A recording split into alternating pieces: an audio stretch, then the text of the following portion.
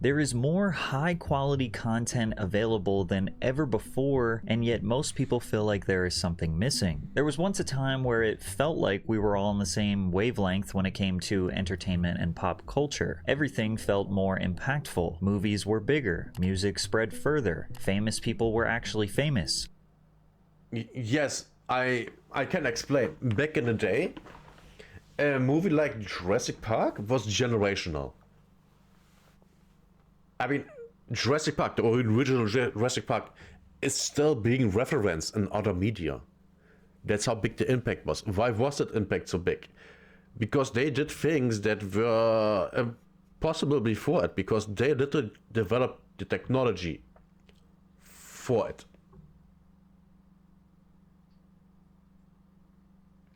How many oils do you think the US are gonna steal from Venezuela? I don't even think they need to steal. They will just kind of help Venezuela to, get back on their feet, and then they just trade with them. That's literally all they need to do, and it will cost them less than doing anything else. So back in the day, we also had the phenomenon of, we in Germany called it Straßenfeger, which basically was when a TV show came on, and in Germany it was Miami Vice. Everyone was watching Miami Vice. When Miami Vice was on TV, the streets were empty. They were empty because everyone was home watching Miami Vice. Makes the most sense to you, makes the US the hero, yeah. Yeah. So that's that. And then, for like I said, for Jurassic Park, they developed the CGI technology for the movie. Literally, they made it for the movie. And the same goes for Terminator 2. The CGI in that movie was revolutionary. And the CGI basically only was for the T-1000, when I remember correctly. I haven't seen a making of the movie in decades, so I'm not 100% sure. But that was where the most CGI was, if not even all. For example, there's a scene where a police helicopter flies underneath a bridge during a highway chase. That was an actual helicopter flew underneath a highway bridge. That actually happened. Today, you wouldn't do that. You would just CGI it. But back in the day, that wasn't possible. Oh man, CGI these days disappoints me in comparison to those movies. Back when they used practical effects mixed with CGI, this was the standard. Yes. That's what they did in Jurassic Park 1 and I think 2 also. Yes, they did. The 3, I think they also did, but I don't remember. And that's also an important thing. For example, very noticeably in Star Trek, the TV shows, they switched from models to CGI completely. And you notice. Remember the mini city they made for Terminator 2 for the nuke scene? I don't. That was one thing where I thought there was CGI. But when I now remember back, yes, it's very obvious there were miniatures. Which looked great. It looked fantastic. You have the same with the Lord of the Rings movies. The miniatures of Moria looked great. They were fantastic. And the same goes with the miniatures of, not miniatures, in Alien 1 and 2, the spacecrafts, right? Miniatures. They look awesome. They look great. Compared to, how you do flybys of spacecrafts these days, it's all CGI. And you know it's CGI because you see it, because there's no weight to it. Lotto CGI still looks pretty damn good today. Yes. Because they cared. They cared. They wanted to make it look really good. That's why in the past 20 years, CGI in movies, it's all the same slop. It's all the same. Now, for example, when it comes to Jurassic Park and Jurassic World, the CGI in the more new Jurassic Park and Jurassic World movies looks better than Jurassic Park 1. Of course they do. Of course they do. But they don't have an impact. They never had an impact like the CGI in the first one had. Why not? Because the CGI in the modern Jurassic Park and World movies, that's just evolutionary technology. It's not completely new one like it was in the first one. That's the difference. Your brain knows it's fake. Yes. That's why I can't get invested in all these movies these days anymore, or TV shows, because I know what I'm seeing is all fake. It's all fake. Funny thing, Matty.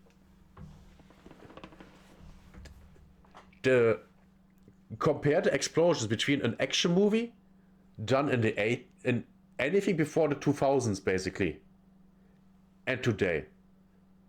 The explosions today look all the same, but back then they were actual explosions. The fireballs there, they actually were there, and you see it. They have a weight to it. Explosions in Arc Raiders actually look better than explosions in modern movies, which is crazy to say. It's crazy. Same, movies feel like games these days. Yeah, a lot of the time rushed slop. Yes, it is. Now all explosions are just fireballs, even frag grenades. Yeah, which is horrible. Horrible. And also the same. I mean, when was the last time you have seen a chase scene, a car chase scene in a modern movie? I know there was a car chase scene in the past 20 something years that I have seen. I've seen it in a movie. I don't remember the movie though. Could have been Deadpool, but I don't remember. But chase scenes back in the day, they were standard. And they were great. They were fun to watch because things were actually happening. Not like in modern action movies where every action scene today has 10 cuts at least. And the action scene lasts 10 seconds. It's horrible. I way more prefer all the old action movies and adventure movies. Oh my god. Fast and Furious movies, but they don't hit the same. Yeah. Oh right, the Fast and Furious movies. I completely forgot they existed. I have watched, I think, one. Over 20 years ago. And I literally mean the first one. I think I saw the first one. Compared to like Blues Brothers. Oh god, yeah. Terminator 2, yeah. I watched both Blues Brothers movies. I actually like the first one the most. That movie is so fun to watch. That movie is so good. And all practical effects, no CGI, nothing. And it's awesome. It's awesome. The same with the effects for The Thing. And then the Thing prequel that came out, I don't know, 10, 15 years ago? I think 15. For the newer, which was it was a prequel. And they used CGI instead of practical effects. And the worst thing is, they already had the practical effects done. But they said, yeah, that the 13-year-olds don't want to see these practical effects. Let's make it CGI. They did the same for I Am Legend with Will Smith. They had the practical effects for the zombies. But now it has to look like a PS2 cutscene. Alien movies back in the day too, yes. Alien 1 and 2, yeah, they were so good. And then Alien 3 came, and there was the first CGI Alien. And it didn't age well. It did not. And then Alien Resurrection came, the fourth one. And I think almost all aliens there are just CGI. unless it's a very close up. And that also the thing is, using CGI for everything. Now the movies look different because oh yeah, we have these CGI effects. Let's show them. Just show to the world everything. Back in the day, they had to hide imperfections, but now there are no imperfections. It just looks shit. 19 seconds in the movie, by the way, and we are, I don't know, almost 10 minutes complaining already. Good start. Awards meant something, and if there was a shocking story in the news, it was impossible to miss. It was much easier to have your finger on the pulse of pop culture, and it created this bond that we had together as strangers. And we took it for granted, because now that that bond is gone, the world of entertainment, music, movies, shows, social media feels oversaturated, confusing, and dull. I bet because it is both. It's oversaturated and it's dull because it's so stupid. Don't get me wrong. I like stupid stuff if it executed well. I mean, something stupid that's entertaining. Oh God. I can't think of something. Oh well, I can. Comedy movies. Back in the day, comedy movies were actually in theaters, and comedy movies were actually funny, and it wasn't all stereotypes and fecal humor. You know, oh shit, shit is in my mouth. They were actually funny, like Spaceballs. Spaceballs is an incredibly good comedy and satire. It's a great movie. I watched it last year again. I've seen that movie I think 10 times in my entire life. I love that movie. It's so good. It's well written, well acted. Even the effect, the special effects that are in the game, they are good. In the movie, they are good. They are a little on the same niveau as Star Wars because they're made the same. It's incredible. It's so good. Everyone would watch the same thing on TV the night before and be talking about it the whole day at work, school. Yes. In the UK, late 90s, WWF was stupid and entertaining. That's it. But everyone watched. Yes. I watched it too. Man, I had trading cards. WWF trading cards. Oh my God. Now in Germany, unlike in the UK, of course, WWF was in English, right? But no one was speaking English. So we had the two dudes basically being the German voices of the announcers and stuff like that. Oh my God. Amazing. I loved to watch it. I loved Hulk Hogan, The Undertaker, Bret the Hitman Hart. Yeah, so good. The commentators, yes, the commentators. You don't believe that they would put money into stuff like that, right? Like Stone Cold Steve Austin. Yeah, that was after my time. I stopped watching, I think 5th grade or something like that, maybe 6th. I don't know. But in elementary school, I watched it all the time. When I got the chance. They cut afford of everything. Yeah. So dumb and so entertaining. Yes, exactly.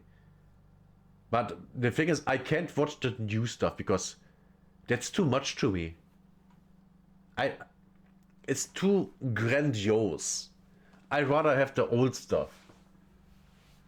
But that might be just nostalgia, you know. And again, 43 seconds in and we are... Damn, this video is gonna be long. It's too polished? Yes, exactly. It's too polished, too bright, too clean.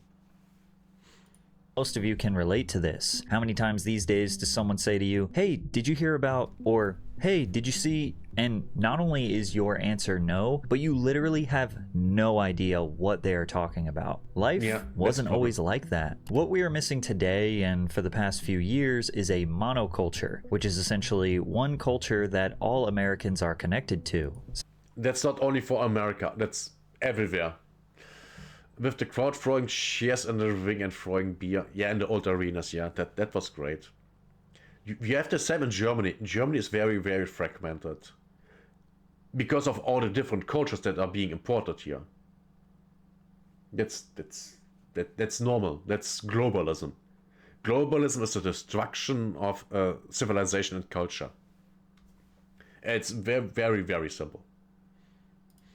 Sometimes I even call it the death of mainstream, because nothing really feels mainstream anymore. Every decade had their own version of monoculture that was seemingly easily defined. But what will define the 2020s? Germany, the 90s was defined basically by electric music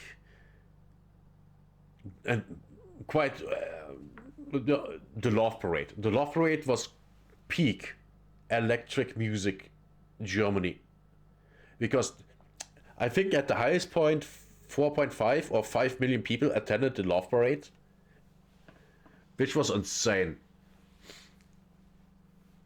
And it was live on TV during the day, because it happened during the day. It's Germany like the UK, where there isn't much national pride, but there's regional pride mostly. Yes, because we have gotten that beaten out of us. Literally. German 90s dance music was big. Yes, it was. It still is. I still listen to it because it's so good. And back to the Love Parade. I watched it on TV several times. And funny thing, like 12 p.m., in the middle of the day, you see half-naked chicks all the time. Maybe even only wearing boots and bikini bottom. Literally, that's all. That's all. Bare-breasted on the trucks, dancing. That was Germany in the 90s. Man, I wish I went to a rave at least once as a teenager. God bless those girls. No, they were all on drugs. Everyone there was on drugs. It was so much drugs that at the end, on the Love Parade, there were stands from the Red Cross and stuff like that would test people's drugs, because everyone knew everyone is taking drugs, so let's make it safe. So you could go to those places and have your drugs being checked if they are fine. It's so dumb. Monoculture is dead. And for anyone watching this that's like a teenager or younger, it means nothing because they can't relate to that experience. But literally anyone older than that remembers their version of monoculture and probably misses it because it represents a much more simple time. Every generation before Gen Alpha had limited options for entertainment, and they thought it was a burden, flipping through TV channels saying, "Oh, there's nothing to watch." But now... Yes, and now we have TV, the internet, and we still have nothing to watch. Which is actually not true. Actually, to be fair, I watch more stuff on YouTube than I watch on TV that I actually want to watch. On TV, I watch stuff because there's nothing else coming that's better, so I watch this. That's why I ended up with Pokemon and Digimon. Even if it was out of my age range, because I was kind of too old for that. But I watched it. And the things that I actually wanted to watch that came on TV later, because it was more adult stuff, like the Terminator movies. I always loved watching the movies. And funny thing in Germany, on Friday at 8:15 p.m. they bring a movie. Age-wise, 12 years. No, age rating. And then the next day, in the morning, they bring the same movie. Age restricted to 6 years. How is that possible? They cut out the things that made it age restricted for 12 years old. The same things go... Wait. Was that also true for movies that were 16 something? Might have. I don't remember. It's literally over 20 years ago. So yeah, I don't remember. Our options are infinite. 3.7 million YouTube videos uploaded every day. One streaming service with every song ever made and 100,000 new songs being uploaded every day. Dozens of subscription services with thousands of... And when it comes to music, old music is still better than new music in most cases. For example, I can't listen to modern rap. I hate it. But I grew up with rap and hip-hop. But that was rap and hip-hop from the 80s and 90s.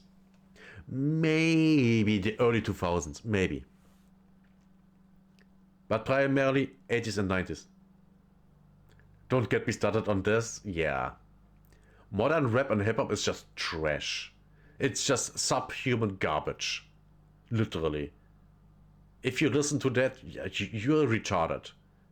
Don't even talk to me. Same goes with electronic music. The old shit is better. Same goes with pop music. I can still listen to pop music from the 60s. It's awesome. But today's stuff, why would I listen to that? It's trash. Back when we had Tupac, Biggie, Nas, Jay-Z, Big L, Bone Fox, etc. Yeah. Who the heck have we got now? I don't know. I literally don't know. Literally, I don't. Oh, the Island Boys. Stupid bitches. Man. I remember, oh my god, Godzilla movies. Oh my god. I love Godzilla. I love Godzilla. I don't know how we came to Godzilla from rap and hip-hop. I don't know. But I love Godzilla. I love Godzilla so much. The last time I was... the first American Godzilla from 2014, I think. I was in theaters. I literally was in theaters. And then I saw Godzilla. The first scene. And I was like, oh my god. Oh. Like literally. I was that annoying. And I know I was annoying because I annoyed someone sitting a couple seats aside of me. Mothra was your girl? Yeah. Oh my god. Old Godzilla movies are so good. So good. Man, I'm almost about to go into a rant about a Japanese woman, but we don't do that. Movies and TV shows, a literal endless singular feed of short-form videos that one can spend hours without realizing the time has passed. And despite having access to all of this content, a lot of us feel bored and disconnected from each other. Well, today I want to talk about that feeling like something is missing. I believe it is tied to the death of monoculture. So let's dive into how we... No, it's on design to destroy society. That's why shorts are so addictive. I mean, I literally doom scrolled a couple of times already. And it's not good for my head. It's really not. That's why I try to avoid that. But sometimes I doom scroll shorts, and it's not good. Got here, where it went wrong, and actually why some of you might consider it to be a good thing. Entertainment has always evolved based on the available technology. The easier it is to consume, the less impactful it is. Movie theater ticket sales had their all-time peak in the US in 1946. Wow. Over 90 million weekly admissions were recorded, which means that about 60% of the US population went to go see a movie that year. Now, were movies objectively better in 1946? networks? Absolutely not. There were just less of them, and less entertainment overall. The introduction of the television likely slowed down movie ticket sales, but Sure. opened up a whole new opportunity for entertainment. Cartoons, sitcoms, and of course, ads. You've probably never heard of Spokeo, Truthfinder, or Been Verified, but they've definitely heard of you. These are data brokers. Their entire business model is collecting your personal info and selling it to anyone willing to pay. wonder if They this provide is an reports ad. like this that have information about you, including your contact info, address, your relatives, and maybe even what car you drive. This stuff isn't just floating around by accident, it's being packaged, indexed, and sold legally right now. Data brokers are selling our private information without our consent. They make no attempt to stop scammers, spammers, or stalkers from buying it. Why would they? They make money with it. The government does nothing to stop them. These data brokers are literally laughing all the way to the bank, probably paying off Why would government stop them? They don't care. politicians, so this continues to remain legal. That's why I started using Aura, who's sponsoring this video. And don't care? That's the best part. The worst part is they want the information too, but they legally can, so they let companies do that. Aura finds the data brokers exposing your info and automatically sends opt-out requests to get it taken down. You don't need to fill out dozens of forms because Aura does it for you. Aura also monitors the dark web, alerts you if someone's trying to use your info for credit fraud, and comes with a VPN and password manager. And if something does happen, you're covered with up to $5 million in identity theft insurance and 24/7 US-based fraud support to help you fix it fast. You can try Aura free for 14 days at aura.com/PatrickCC. That's more than enough time to start getting your information removed from these sketchy sites. But even television has its limitations. You had to watch the Of course. show at the exact time it aired, or you missed it and had to wait for someone to tell you what happened the next day. Or even worse, Kind of like a live stream. But then we make YouTube videos out of it, and there's the what. So, yeah. you had to read this book called the TV Guide to figure out when they were going to air a rerun. Plus, Yeah. We had them at home too. Of course. I mean, duh. Everyone had them at home. Because you needed them. there were only a few channels, so competition for attention was fierce. But that also meant that millions of people were In Germany, we had, when I remember correctly, 2 channels until the 80s? The very early 80s. watching the same thing at the same time, with most households operating on 9 to 5 Your mom still buys those? Oh my god. Well, your mom is probably quite old. Just like mine. work schedules. The only time carved out to entertain yourself was between 7 and 10. This was known as prime time, and that's when the Yeah. few good shows were on. Families watched the same things together, and a new episode airing at 8 p.m. on a weeknight could dominate school hallways and office break rooms the next day. Worst case scenario, you could stay up for late night television where Letterman would catch you up on all your pop culture news. We were connected as humans, kind of operating on the same wavelength, and the entertainment added to our humanity. That is, unless you were entirely disinterested from the few available shows and movies, then you had no other options, your life sucked, and you were looking for other forms of entertainment like heroin. But at least back then, it didn't have fentanyl in it. But the way people consumed movies and televisions stayed relatively the same for decades. By the 1970s, 95% Oh my god, a rarity. At least for America. of households had a TV in it. And then in the 80s and 90s, there was a massive uptick in available entertainment, like an entire TV channel dedicated to showing music videos, or an entire channel dedicated to showing cartoons. But even Staying up all night to watch Monday Night Raw at 2 a.m. with the TV volume on 1 so your dad wouldn't hear. Yeah, I did the same. And the funny thing is, you really have to, almost mute it. Or it feels like it's so loud. Because it's night. He hasn't gone out for milk yet. Yeah. Oh my god, yeah. What did I...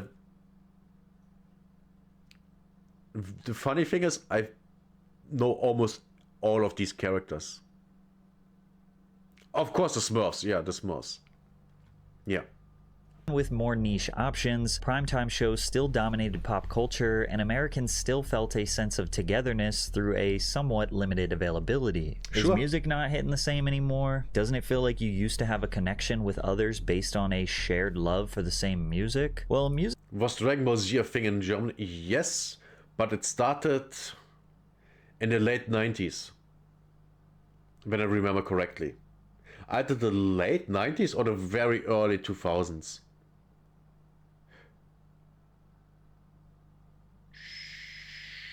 Should be the very, very late 90s. Because I remember watching Dragon Ball Z and doing sport. You know, I'm seeing Son Goku and I was like, yep, I want to be as buff as him.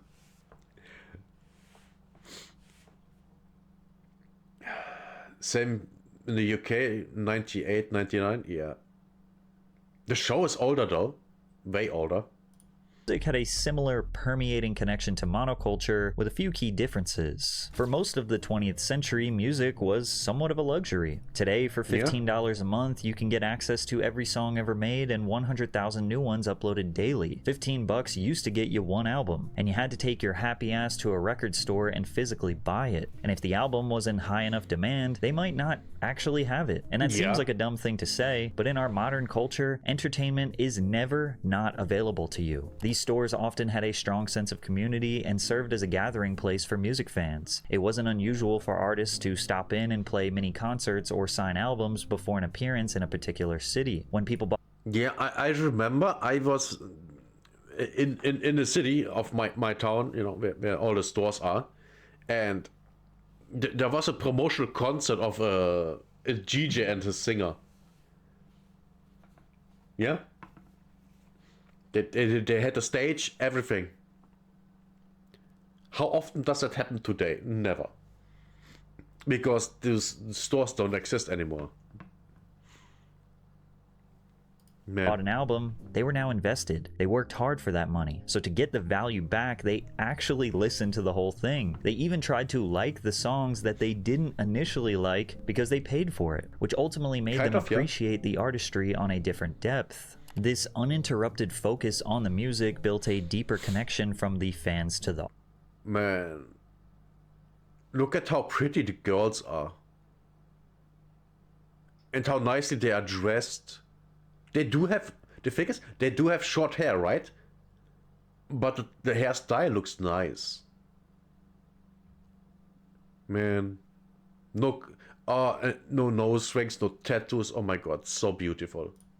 Artist. Fans had to imagine what their favorite musicians were like based on lyrics, a few interviews, and carefully staged photographs in magazines or posters on their wall. There was a mystique. Pop stars felt larger than life, almost like fictional characters, which is why people would pass out at the mere sight of Michael Jackson. Today we have countless interviews and endless access to all... I remember, I mean, you are a Brit. Gertrude and Marble Looking Fire. Yeah, exactly. And you are a Brit. Do you remember when Take That broke apart?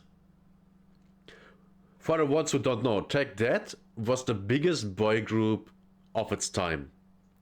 And when they broke up, girls literally ended themselves over it. And I'm not kidding you. They did. They did.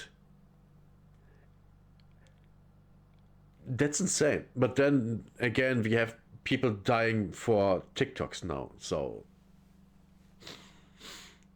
yeah. Matty remembers. Made you hate them and their fans even more. Yeah, man. That's, by the way, you should only have one god, and that should be God. And yes, that's actually a thing. The first commandment, you should only have one god. That's not even about gods. You can have a different god than, you know, the Abrahamic god. But you have only that one god that you worship. Don't worship people as, you know, gods. Because that will destroy you. Don't worship pretenders. Exactly. of their thoughts and opinions on social media. That mystery is gone. Artists are more accessible than ever, and because of that, they feel less special. And since music was basically a luxury, most people didn't have tons of disposable. And look at this. Look at this.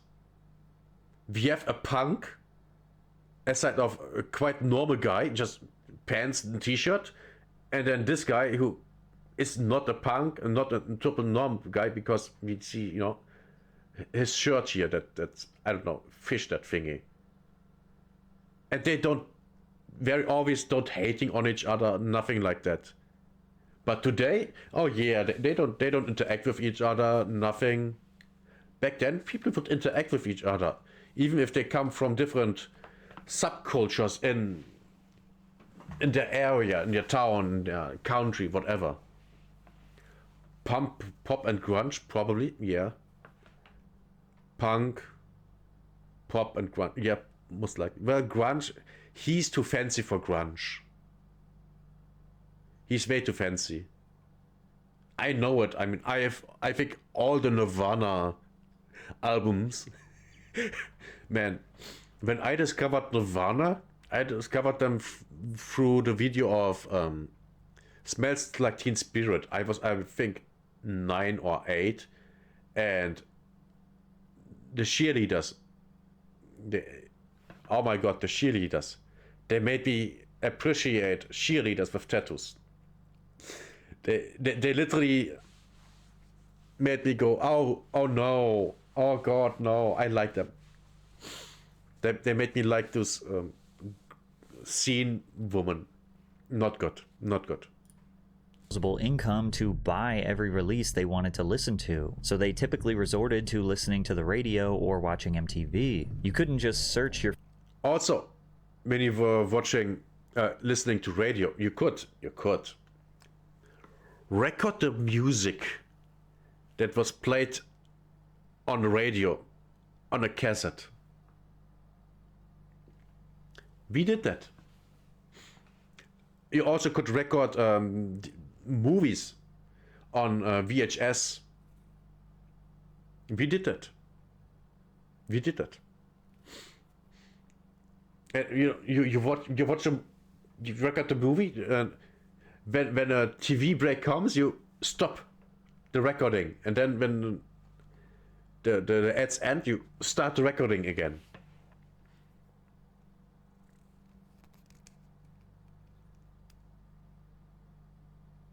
Till your sister taped over it with a fucking Cher song. Yeah.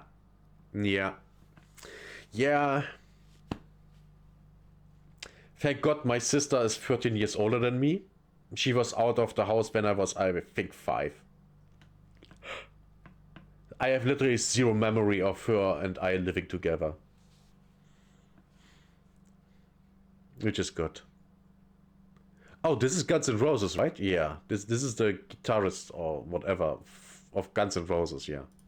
Favorite Guns N' Roses song and get that instant gratification. You had to turn on MTV and just wait for it to come on, but in the meantime, you were consuming tons of other good songs that made you a more well-rounded music listener. And that was the same predicament for everyone. So at school dances, parties, or clubs, everyone felt connected because the songs that were being played were the ones that everyone had the same access to. A lot of clubs. And the thing is, it was more easy to like different genres of music because you were always surrounded by them. Like you said, you're waiting for a music video to come up on MTV or whatever. And there are other music videos, other genres of music you are waiting through, and you might find something that you like. That's why I like almost every kind of music. There is no, oh, I hate XYZ because the genre of music. No, just no. I listen to basically every kind of music as long as I think it's good. It's that simple. Same, you remember first liking hip-hop when DMX came on MTV. Oh, I remember DMX. Barely, but I remember him. My favorite was always LL Cool J. when you went down a rabbit hole. Ah, yeah, yeah. Same, man. I miss those times. Probably 1999 or 98. Oh, okay, then you were late to the show. I literally watched rap music videos in the 80s. In the 80s? Yes, in the 80s. We had MTV back then, yeah. I really liked it. It took convincing. Not to me. DJs today still mostly play music from the 2010s, and a lot of people wonder why they aren't playing more modern music. Like, are we all crippled by nostalgia? Well, not necessarily, but when you play music from the 2010s, you can kind of guarantee that everyone in the club is going to know those songs. Whereas today, everyone just listens to vastly different music. What's considered extremely popular and mainstream to you might literally not be considered extremely popular and mainstream to the person next to you. Today, we have unlimited access to every song ever made. When a new song or album drops, it is just right there in your phone. You don't have to talk to anyone, don't have to buy it, don't have to wait. Most of the time, the artist is actually begging you to listen to it, or you accidentally found out about it. You didn't even want to discover it. Most people have resorted to just letting the algorithm decide what music to recommend to them because it's easier than doing all of the effort I just talked about before. Combine this lack of mono connectivity through music, requiring absolutely no effort to get access to the music, as well as artists not having the star power due to overexposure and surprise, music holds absolutely no value to the average casual listener. Once we entered the 2000s, the rapid advance. Yeah, I absolutely agree. What's the last music artist that you go, yeah, awesome? I can't remember. But out of my head, Michael Jackson. Yeah, there.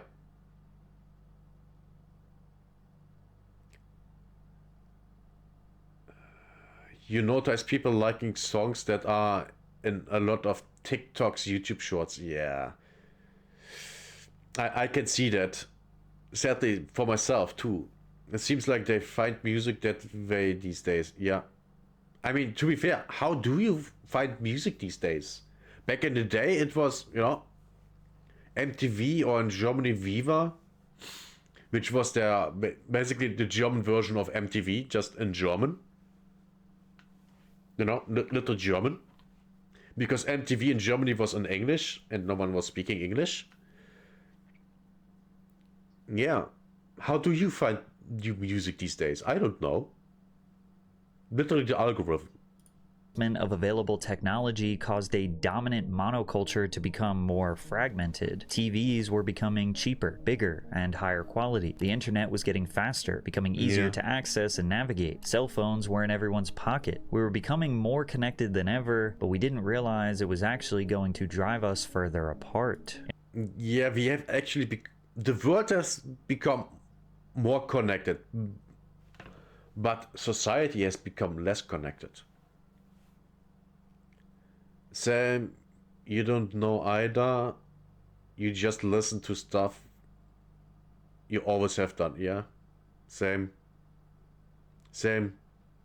In my opinion, 2000 to 2010 was a great sweet spot for pop culture. I would describe today's culture as everything all at once. And the early 2000s was the same, but it was slightly more manageable. Let's start simple. Movies. Here's a graph of every movie released per year around the world. You can see the quantity of movies released remained relatively the same from the early 1970s to the late 1990s, and it just started slowly ramping up in the 2000s before it exponentially exploded. Back then, Asia plays a massive role here, especially China and Japan, but especially China. Because just remember all the movies that are coming out of China now, or are partly produced in China.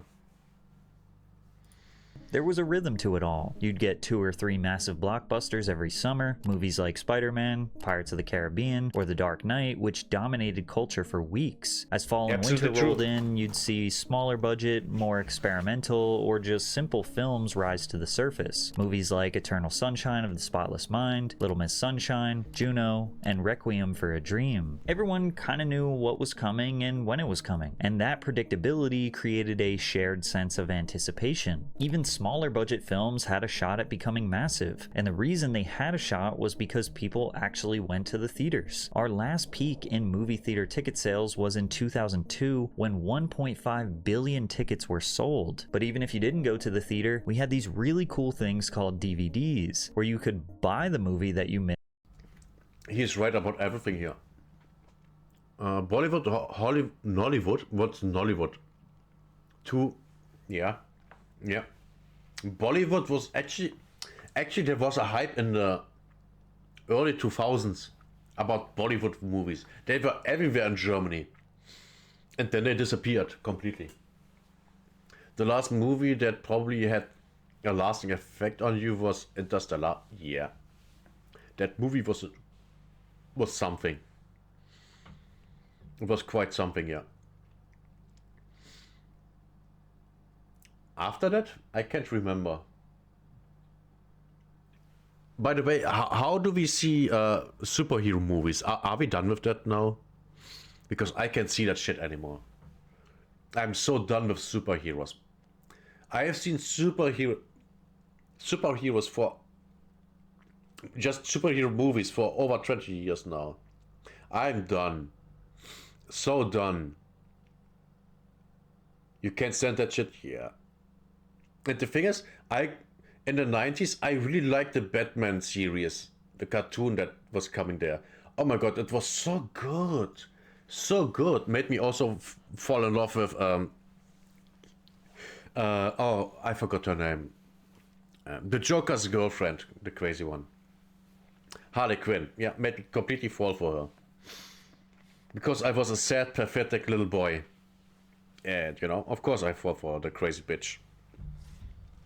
But yeah, I love that show. I love the old Batman movies. Yeah, made Batman your favorite guy. Yeah, exactly. I still love the very first Batman movie. Well, no. The movies, the Batman movies from the 80s and 90s, the first two. We have all wanked over Harley Quinn. Yeah. The old one, not the new one. Yeah.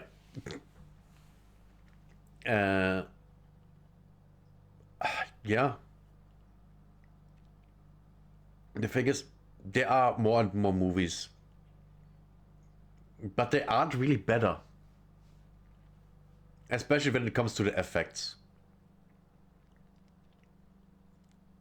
And the storytelling. I mean, how often can you tell the same story? And then it's true that back in the day, you had really big movies only in the summer. Only. If you would bring out a big movie anytime else, it wouldn't make money.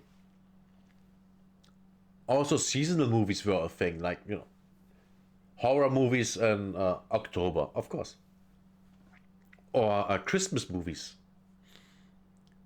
When was the last time you have seen a Christmas movie in the theaters? I can't remember when that happened the last time. But there are really good Christmas movies, but they are all old. You think war movies are okay now, but it's way too oversaturated now. Yes. Movies are way too oversaturated. Everything is oversaturated. That's why I prefer old movies that I know or even don't know. Oh, by the way, did you know that last year there was a new War of the Worlds? I didn't know. A new War of the Worlds movie came out, and I didn't even know about that. And I even watched the War of the Worlds movie with how is he called? the small crazy guy from Scientology. I watched his movie in theater. It wasn't that great, but it was fine. Yes, Tom Cruise.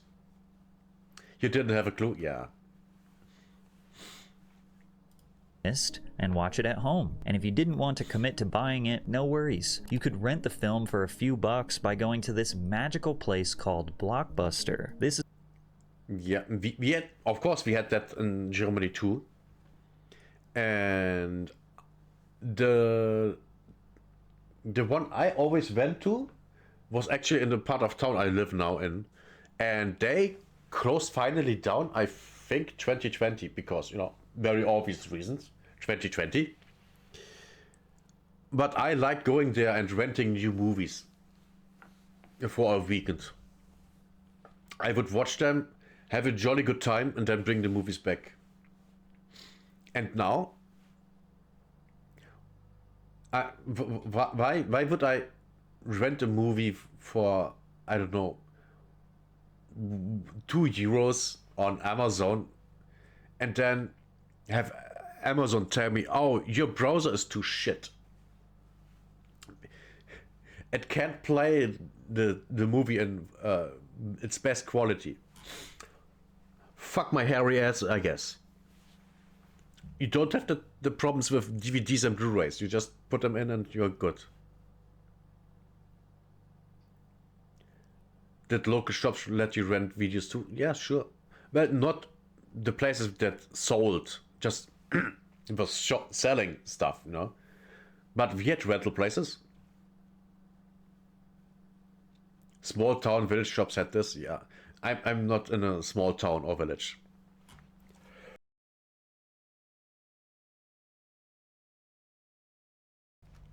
I'm in an actual kind of big town. And I really like that. And I also discovered movies that I would have never watched any other way, and then, you know, by going to a Blockbuster. But same goes for, you know, watching TV movies. By the way, the concept of B movies is, I think, is completely dead, right? Because A movies would be just movies in the theater, and B movies would be movies on VHS and DVD releases directly. And I don't know. They were actually B movie stars back in the day. I remember that. Man, the good old times. And the thing is, going to a Blockbuster and renting movies, that was for us also a family event. The entire family would go there and, you know, everyone chooses movies. Yeah, like Adam Sandler, Rob Schneider, yeah. Always straight to videos movies, yes. I was more thinking of, you know, hot chicks that are B-movie actors, yeah. No, Adam Sandler movies in Germany were almost always in theaters first. is a store where you could essentially browse all of the movies that you didn't get the chance to see. You would actually talk to the employee who worked there, and they would give you a recommendation or tell you what everyone else is renting. Sometimes a movie was in such high demand that all of their copies would be rented, and you couldn't get it. Imagine that. Imagine any form of entertainment being unavailable for you today. Scarcity created demand, and it made the film more exciting. It made you want to watch it more. Most of those crappy yet special early 2000s comedies were the perfect films to pick up at a Blockbuster, and people loved that place. The company earned By the way, this is, I think, the first American Pie movie, and in America it has an R rating, you know, for adults, 18 plus. In Germany, when I remember correctly, it's 12, a rating of 12. You can't even cut it down to 6. So the movie would come on Friday or set whenever at 8:15 p.m. uncensored, age of 12. And then the next morning, they rerun the movie, cut down to the age of 6. Oh, funny shit.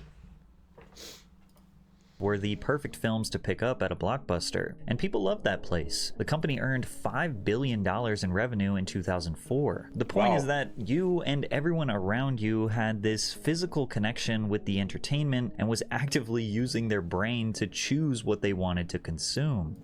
Also important here, you could go, take your friends, and watch a movie on DVD that only one dude paid, let's say, $20. One dude buys a movie, $20, and now he watches it with his friends at his place. You see that? You see what we are doing?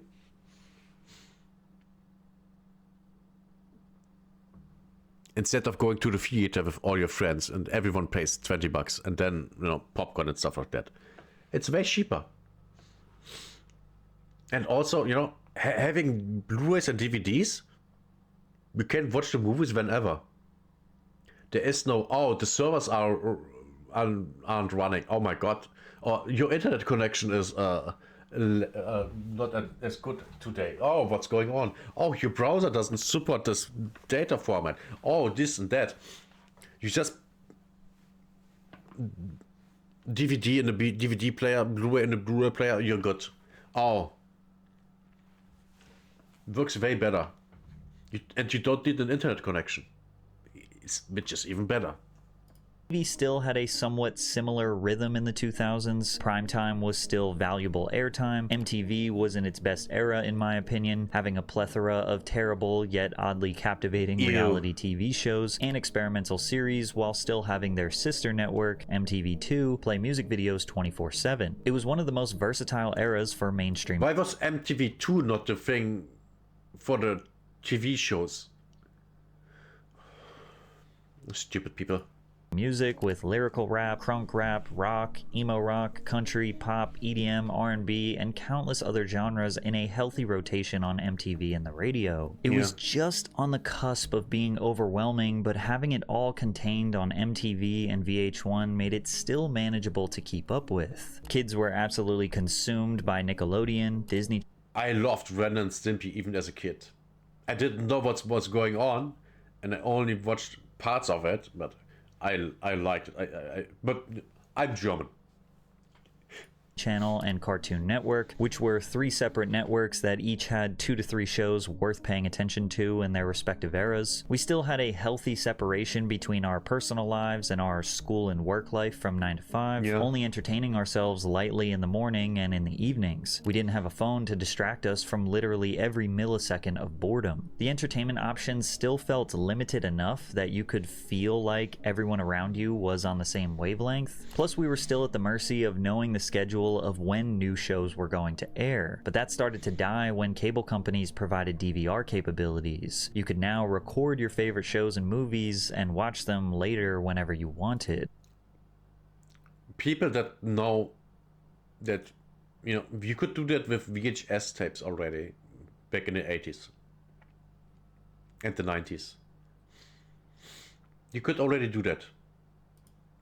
This was the beginning of the streaming service era takeover that so many people today loathe. Today, you may feel like you are not as connected to the culture because 1, less people are going to the theaters, and 2, the DVD and TV business has been demolished by streaming services like Netflix, Hulu, HBO Max, etc. Being able to stream anything, anywhere, anytime, all while being alone in your room means there's no anticipation, no excitement, nobody to share the experience with, and therefore no real reason to watch, which is why you simply scroll and scroll through endless choices, waiting for something to magically grab your attention, waiting for something to give you a reason to watch, but it just never happens. There's a reason I don't have a subscription to any streaming service, because there's all this shit there, and things that I actually want to watch I already have here, or I can buy a DVD or Blu-ray. Which I probably should do. Man, I still haven't watched Godzilla -1. Oh my god, That movie must be so good. And I'm about almost 2 years behind. Man.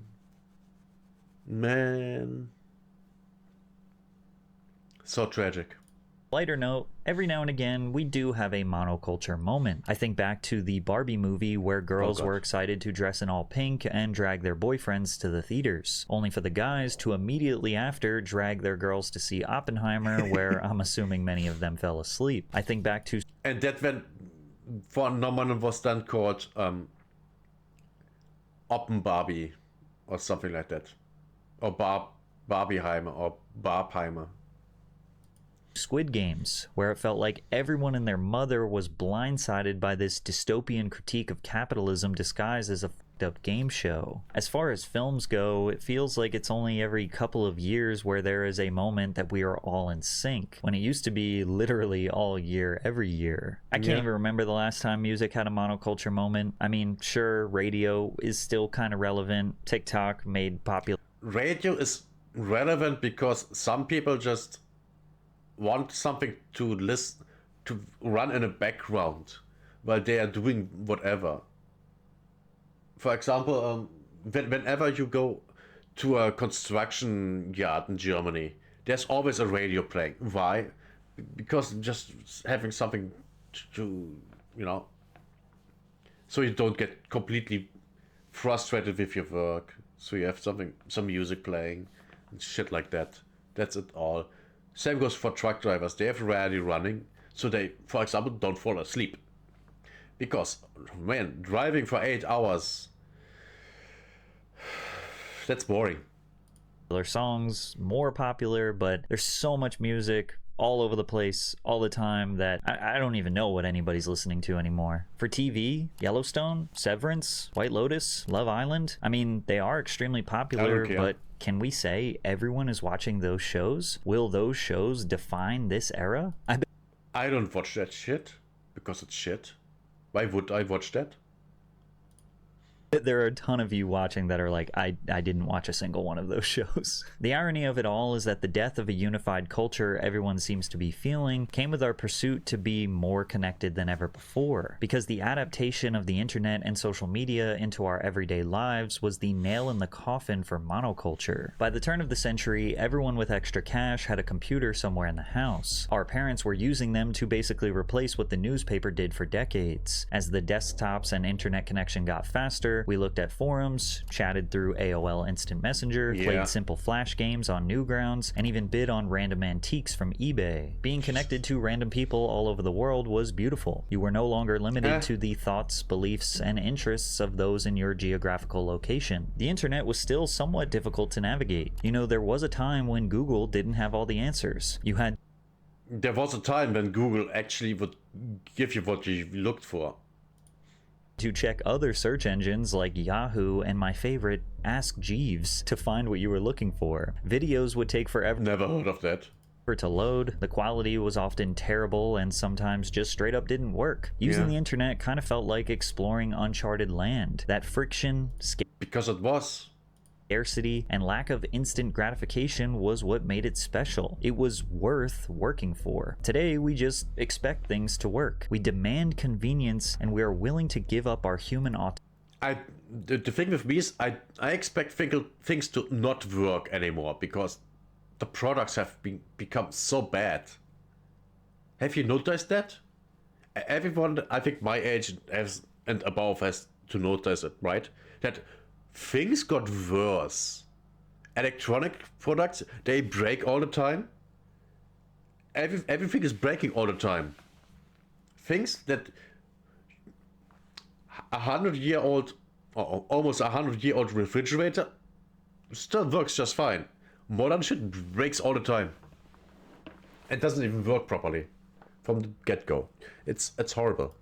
autonomy for it. Initially, the entertainment industry as a whole saw the internet as a threat because of piracy. Suddenly, millions of people could download movies, music, and TV shows for free through networks like Napster, LimeWire, and torrent sites, completely bypassing traditional revenue models. Studios, labels, and networks feared the collapse of their business structures, as physical sales and TV deals were at the risk of being replaced. The internet stripped them of control, and for the first time, the consumer had the power to access content without paying a cent. From the Wanna hear something funny? In Germany, a corn production company had built a new studio, 4.5 million mark back in the day, so around 9 million euros. And they finished that right before internet corn exploded. So the company went bankrupt. Funny, isn't it? The German, by the way, the German corn industry back in the day was the second largest producer in the world. Only topped by America. And then the internet came. And it was completely crushed. Funny, isn't it? consumer's perspective, the logic was simple. Why pay for something when you can get it for free instantly? Piracy wasn't just about being cheap, it was about convenience. Buying a CD or DVD meant going to a store, spending 10 to 20 bucks, and hoping you'd like the full album or movie. Then again, people didn't realize the nuanced value. Wait, what did he mean with the full movie? I think that was a mistake on his side. Of the additional human experiences they got while consuming entertainment. All that driving to the store, talking to people, limited inventory, sitting on a sticky theater seat, that was all just considered to be an inconvenient cost to getting what you wanted. But you couldn't argue against the value that the internet brought to individuals. It gave everyone a voice, a platform, and endless options tailored. Was that really a good thing? Because look at the opinions some people have. Man, they are so retarded. So retarded. Exactly to their preferences. And that ramped up significantly in 2003 when MySpace became the first widely accepted platform for social media. By 2005, the platform had around 300 million users. I say it, and social media was a mistake. And had an estimated valuation of over $10 billion. The platform allowed people to share their personal passions and stories as individuals. If nobody in your real life aligned with your interests, you would be able to find a community of like-minded people online. People started calling... Which, by the way, is fine. Generally. And then you have people that are into torturing and, you know, doing things to animals and little children. Random strangers on the internet their friends. They became invested in their lives, wanting to know what they were doing in their geographical location. Your connection to random people around the world started to make you disconnected from those physically around you. Slowly, the digital world began to feel more important than the physical one. As platforms evolved, first with Facebook, then Instagram, and eventually TikTok, the focus shifted even further away from a shared experience and towards personal branding. Algorithms were designed not to connect people as a whole, but to keep you personally engaged, feeding you content you already agreed with or found entertaining. The internet became less of a town square and more of an echo chamber, reflecting only your own tastes, beliefs, and biases back at you, just so you wouldn't click off the app. Social media stopped being about community and became a stage where everyone was the main character of their own story. It made individuals feel more powerful than ever, which could be considered a good thing, but it also created a cultural landscape more narcissistic, divisive, and isolated than any era in history. So the reason why movies, TV, YouTube, social media, and literally all other forms of entertainment don't feel the same is a combination of really complicated nuances. However, with a shift in mentality, you could look at all of this as a good thing. If you are a strong-minded individual, introverted, or just someone who doesn't really care about a sense of community and those around you, you are in the golden ages. For decades. Wait, what? Non-conformity has counterintuitive benefits, study finds. Standing up for what you believe in even when it's unpopular, is good for you. Well, duh. If what you believe is right, then it's right. It doesn't matter if it's popular or not. This is so dumb.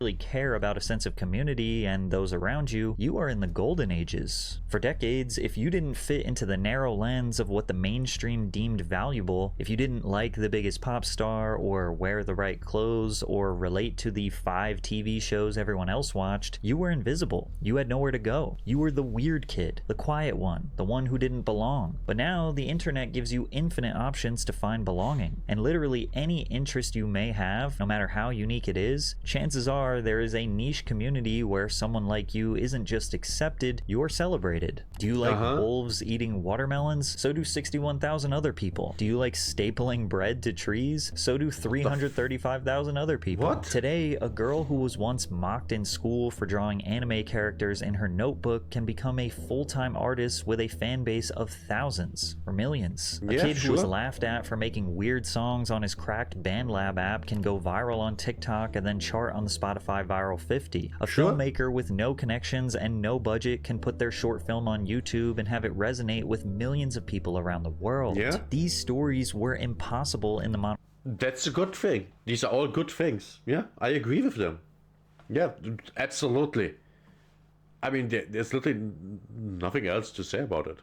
Monoculture era because the gatekeepers decided what was and what wasn't. Before the internet, independence was next to impossible, and today the gatekeepers have less power than ever. So maybe entertainment feels more chaotic, more overwhelming, and less special. Maybe we are no longer all connected under a simple, easy to navigate monoculture, but there is more opportunity than ever for a small independent creator to get a taste of that success. And for consumers, if you know what your interests are and do not let algorithms decide what you want to watch and are willing to do the tedious task to actively get outside of the echo chamber that these algorithms are trying to hold you in and find that one quality YouTuber or that one underrated Hulu series, then you are probably completely fine with today's entertainment climate. Build your own world. Who cares about community? This is your life. Now, I personally go back and forth on my feelings towards the death of monoculture. I don't personally feel drowned out in content. Since I have terrible movie and TV taste, I will watch just about anything as long as there is a decent premise for the plot. As far as music goes, I am totally willing to put in the grind to find my new favorite artist, and I'm actually one of those annoying people who kind of starts to dislike someone when they get more famous. So I actively look for underrated talent, and Spotify and social media makes that a million times easier and more convenient. But at the same time, I do miss that sense of monoculture. I play a lot of golf, and when I meet new people, I've had countless conversations that lead nowhere because we have absolutely nothing in common due to being stuck in totally different algorithmic echo chambers. Sometimes the golfers don't even watch golf, so I'm just like, how's the... But then again, who watches golf? Who? Not a lot of people. Weather. And obviously I'm a creator, so I'm benefiting from a system that was created for me to succeed. And because of my feelings going back and forth, my channel is somewhat a reflection of the lack of and yearning for an entertainment monoculture. My YouTube channel is kind of like a 2000s MTV inspired hodgepodge of modern pop culture. Firstly, I'm reliable, posting every Monday at 3:15 p.m. Eastern Standard Time. And every week we talk about something pop culture related. Sometimes it's music, sometimes it's film, sometimes it's internet personalities, sometimes it's a comedian, action sports star, politics. The modern YouTube algorithm wants... Man, I think I have to turn up my thumbnail game. You to keep making the same video over and over with the same thumbnails and dominate one specific niche, which is why you see so many successful channels being repetitive, because that is literally what works. I try to keep a balance, and because of that, some videos get more views than others, some videos same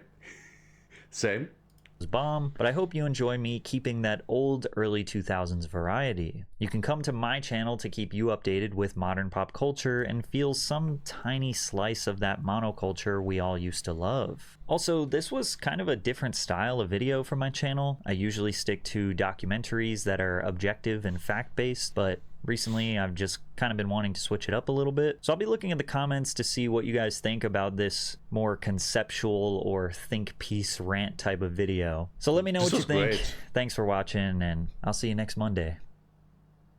This was just a great video.